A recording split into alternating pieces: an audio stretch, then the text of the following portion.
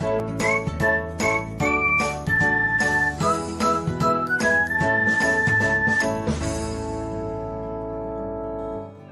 everyone, welcome back to another episode of Technologyglance. Today, in this video, I'm going to guide you through how you can never auto-download photos on Skype. So, let's get started. Firstly, open Skype app in your device. Then tap on your profile icon. Next, tap on settings. After that, tap on messaging.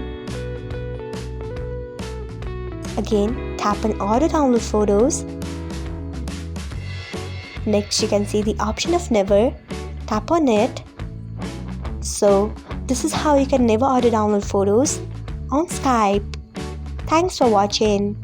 If you found this guide helpful, we would love it if you hit the thumbs up button below. We upload great new tech tutorials like this one every day. So, do not forget to subscribe to our channel and hit the bell icon so that you'll never miss another update.